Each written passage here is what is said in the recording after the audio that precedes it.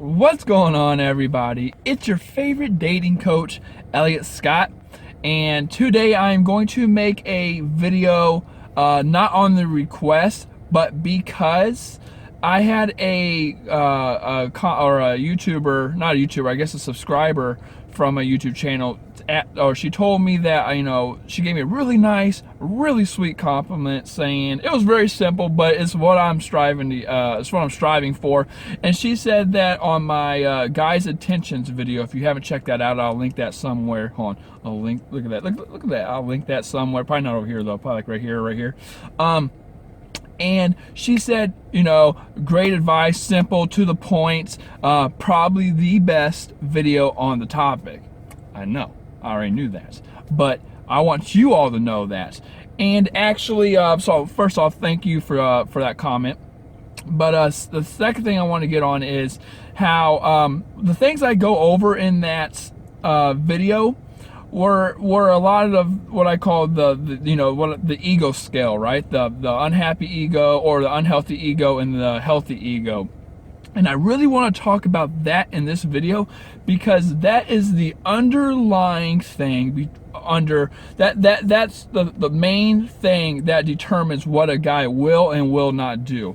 And that's anything from cheating, manipulation, arguing, staying loyal, wanting to commit, knowing what he wants, everything, right?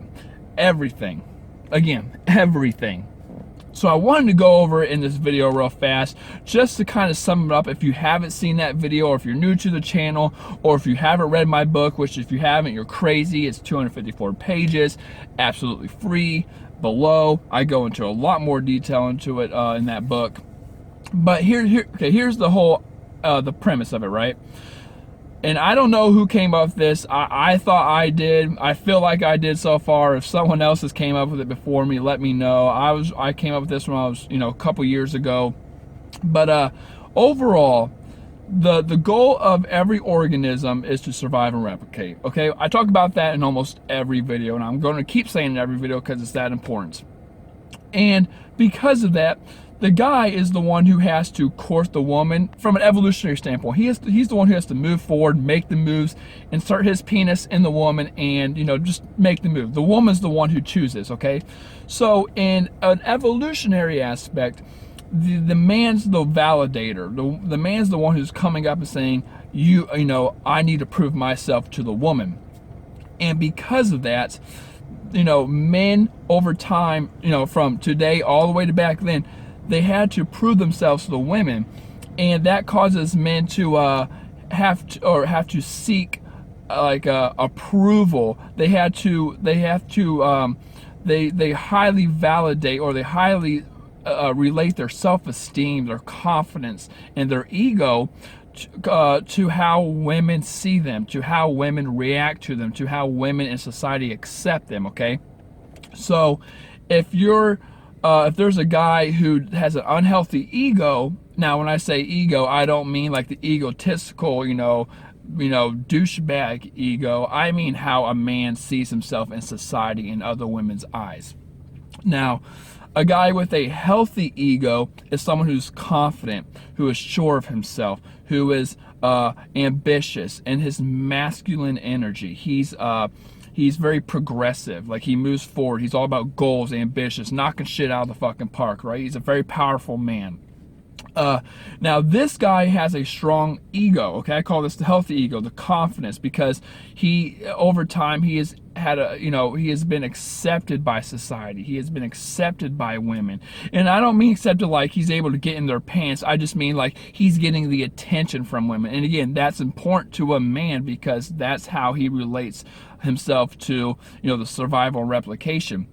If a man's able to win women over, he thinks, oh, I can get in her pants, I can survive and replicate, okay? Now that man, if he's in 100% healthy ego, will never cheat. He will never manipulate, he'll never lie, he'll never do any of that. And the reason for that is there's no reason to. He's so high and so above and so powerful and so sure of himself and happy with his life and everything, that he would actually do more harm than good. Think about it. A guy who's at that level has an awesome woman, an awesome life, an awesome work job, or awesome, what he's doing, his passion, all that kind of stuff. Why would he cheat with the mistress or the secretary at work? It'd only ruin his work life. It'd only ruin his home life, his relationship, his job. He can lose all of his money, his assets, his status, and things like that. So he has no reason to cheat. Sorry, I keep looking at him. I'm trying to turn. It's hot as fucking this. It's starting to I swear to God, overnight it went from, cool to super hot summers, even though it's spring, right? But anyway, now there's the opposite side of that, the unhealthy ego. Now this is the man, which I would say a lot of men are in this category. Okay, a lot of men. And these are men who don't get accepted by women, who, have some like insecurities that they might have got at a young age. Maybe a girl that he really liked turned him down, screwed him over, and he couldn't fix himself from it, right? He couldn't recover from it. Or maybe he's always been shy and second or third or fourth or fifth choice in a woman's eyes. Or maybe he always gets friend zoned, or maybe he's 40, 50 years old and he's still a virgin, there's only been a couple girls, or whatever it is, right? This guy has a very unhealthy ego, and this guy is the one who will manipulate, who will cheat, who will lie, who will deceive, who will do anything to get his way, because he wants to feel that satisfaction, that need, that want, that desire of being desired by women. Okay, so he has nothing to lose, so why wouldn't he do it? Men are very logical, right? I talk about this all the time. Men are extremely logical. He has no reason not to do it. I'm not saying it's right to cheat, because it's not. It's not right to manipulate. It's not right to play mind games, and to like a heavy extent, right? Like just basically like playing or using a girl. That's not right. However, he doesn't think of it like that. He thinks of it as, if I can get this or get my way, I'm going to be up here. I'm going to feel like this. And that's why he does it. He feels like, the unhealthy ego, right? My ego's low. My ego sucks. Fuck this shit. The only way I can get back is to get laid or to attract women. I want to know what it's like. I want to get this feeling. I have this urge. I have this fix, right? I gotta do something. So what does he do? He goes out and he gets on fucking OKC, or he gets on Plenty of Fish or Match.com, and he starts hitting up a bunch of women saying he's ABC, he's XYZ. Yeah, I want to be in a relationship. You're sexy as hell. And he starts mass texting all these women and things like that, hopefully one of them would hit. And of course he lies to them. You go on that first date, he lies to you, he does this, he does that, he manipulates you, he gets in your pants, and then he leaves. He doesn't give a shit, because he's just trying to build his ego up. He's thinking, if I get laid, or if all these women who I'm messaging, if they like me, then I'm gonna feel great about myself. But of course none of them really respond. Maybe one or two does. He gets it in, and then he's out, and he feels like, okay, now I'm masculine again. These women want me. I'm sexy. I feel validated. I proved myself to these women because they liked me, they accepted me, they let me in. But that only lives short term. Oh, that's only short term. He's only going to live that for a short period of time. It's only temporary, because he's going to get back into reality and realize that's not the fucking case. He's going to go back to like maybe a red cup party or something, or he's going to go back to class, however old he is, right? He might go back to a college class, and he might go out with his friends, or this or that, or actually go after someone that he really likes, and they're just going to be like, dude, no, I don't want anything to do with you. And the reason probably is not because of the stuff he was doing, because they don't know that, but just because you can't hide those voids. You can't hide those big gaping holes of insecurities, of lacking, of anything. Like if you're their body language is going to come off stronger than anything else. How you carry conversations, how awkward you are in social situations, how you under your status, your health, your body, your shape, your form, all that kind of stuff, your energy. You can't hide that shit. That shit you have to, with an unhealthy ego has to sit down and fix. I remember when I I went through my bad breakup when I was 20. I went through this little slut stage, and I don't mean that as a negative term, but I'm talking about myself. Like, I went through that stage. I was like, that's why I got my tongue pierced. I know you're all probably thinking, dude, he's a dating coach, he has his fucking tongue pierced? That's the reason why. Right after I broke up with her, I was like, screw this, screw that, I'm done. I'm gonna go do my own thing. I got my tongue pierced. I have my ears fucking pierced. These big old things. That's why I don't have anything in them, just like satellites. But I was going to go, get some tattoos. But I was like, screw it. I'm not that crazy. But after that, I started going out with women and hooking up, and I went through this little streak and stuff until I found the right girl who can actually until I got over that one girl and worked on myself. And then I found the right girl who actually helps me get back in place.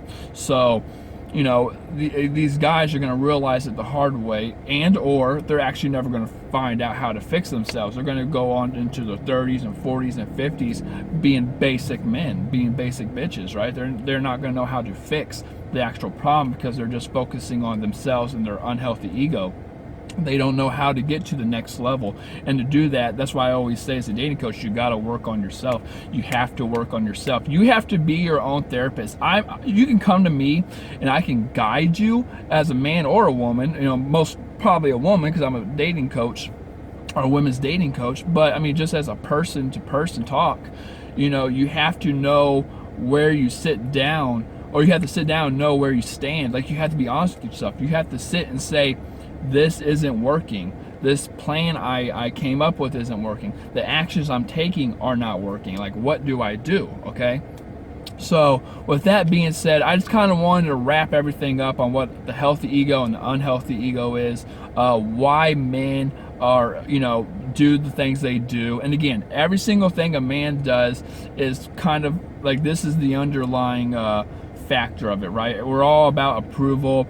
We're all about happiness. We're always trying to seek, as a man, we're trying to seek status and satisfaction of the opposite sex. We feel like we have to satisfy the opposite sex, because if we don't, then what's the meaning, as pathetic as it sounds, what's the meaning of the male life? You don't need a man if you don't have to procreate, or if you don't, we're in the modern world now. You don't need a man to defend you. You don't need a man for security. A lot of women want the men now for more of the emotional support, because you can raise a guy, or you can raise a kid on your own now. You can do everything on your own. You don't need a man, okay?